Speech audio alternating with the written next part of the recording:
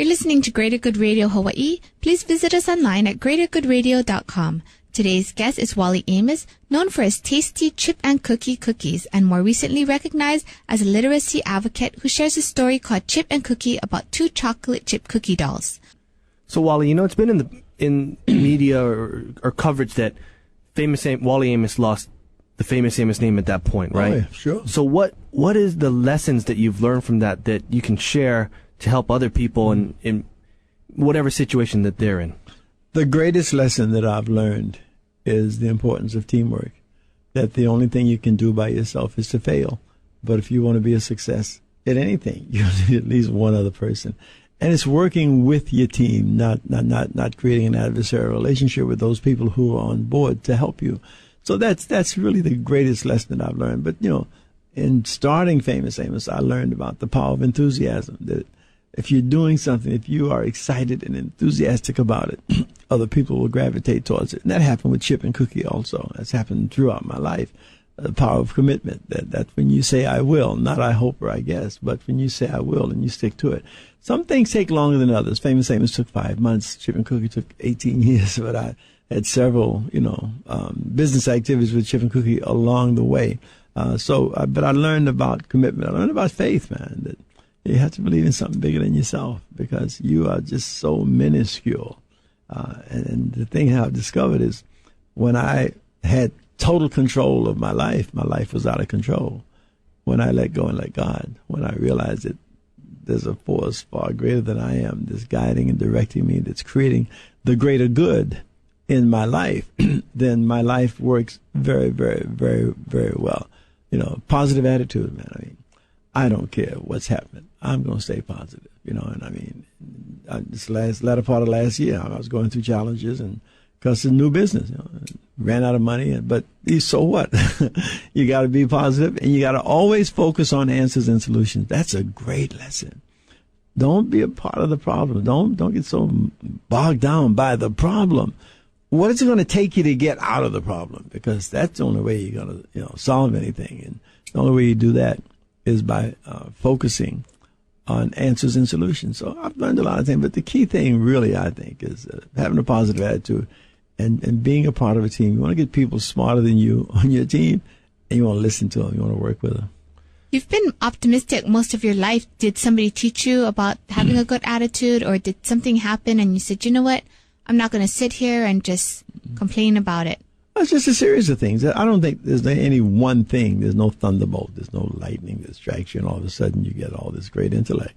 I think it's a series of experiences. It's becoming aware of how your belief system shapes everything else that happens in your life, how your attitude helps to form your life, how your attitude creates the results that you get in your life. When you begin to connect those, then you start realizing that, and for me, I said, my attitude and my belief system create the results in my life.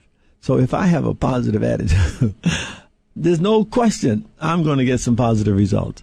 Well, the opposite of that is to be negative. Well, why would I want to be negative if knowing that will also create negative results in my life? So when I got that realization, it really gave me absolute total control of what happens in my life, because I control it, man, by my attitude, by my belief system, and by how I interact with other people and what I think about me. So how did Hawaii come into your life? Hawaii, Tallahassee to, it was Hollywood? It was Tallahassee to New York City. My mom and dad divorced when I was 12 years old, and I moved to New York City to live with Aunt Della, who's the first person that ever made chocolate chip cookies for me. And at the age of 12, all of that happened. And isn't that interesting that my whole life changed as a result of a divorce, And I didn't realize that until 27 years later, because I was 12 years old. I was 39 when I started Famous Amos. But I dropped out of high school, which is another, I don't encourage anyone to drop out of high school. But if I hadn't dropped out of high school, we wouldn't be talking right now, because I dropped out of high school and joined the Air Force. And I was stationed 1954 at Hickam Air Force Base. That was my introduction to Hawaii. I loved Hawaii, man. I was going to get discharged here in 1957, 6 months before I was scheduled for discharge. They transferred me back to Travis Air Force Base in California.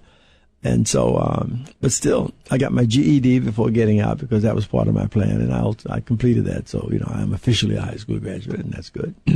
But I went back to New York from Travis just with the intent of being there for a couple of weeks, just saying hello to friends and family, and then I was coming back to Hawaii.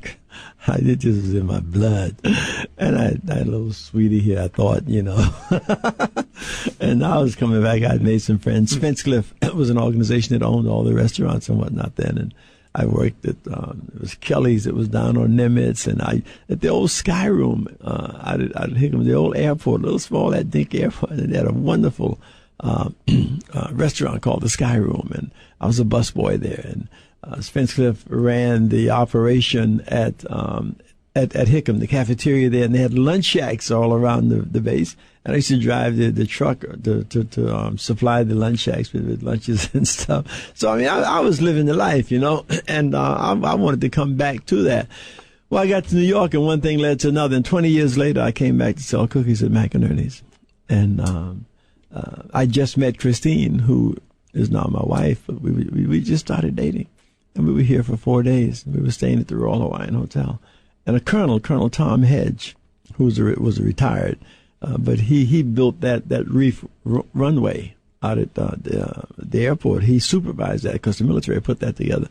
And but he read in the paper that I'd been here and that I was stationed in Hickam, and I would really love a tour of Hickam. And so he picked me up and gave me a tour of Hickam. And I drove on that reef runway. I'm probably one of the few people that have driven on that runway in an automobile, and so it was just, we were here for 4 days. And after 4 days, I told Christine, I said, we're going to move here. And she said, oh, you're crazy. I said, she was right and I was right. I might be crazy, but we did move back.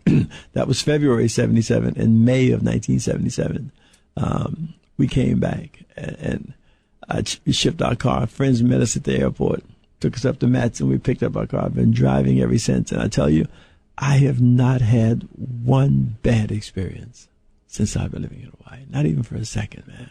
I love every minute of it. And it is such a great place. I feel so much a part of it. And I have since I first moved here. The people, I've made so many friends. And it is just a wonderful place to live. The Aloha spirit is alive and well. And I'm so happy to be a part of it. I was really honored last November, when the mayor's office, they put a commission together to identify people that they thought, had been instrumental in helping to shape Hawaii. I had the privilege of being one of them. I was floored by that because I thought it was an incredible honor, to be named as one of 100 people of all the people that, have really made a major contribution to the city. That they chose me, and it's a wonderful spread in Honolulu Magazine, and had a great luncheon, and a great dinner and reception and stuff. So, I am a part of Hawaii, and I'm involved in many, many facets of this community, and I love serving the community. Thank you so much, Wally, for joining us today on Greater Good Radio Hawaii. Oh, my pleasure. My pleasure. For more information on today's show, please visit us online at greatergoodradio.com. This is your host, Evan Leong, and Carrie Leong, saying please join us next time for another episode of Greater Good Radio Hawaii.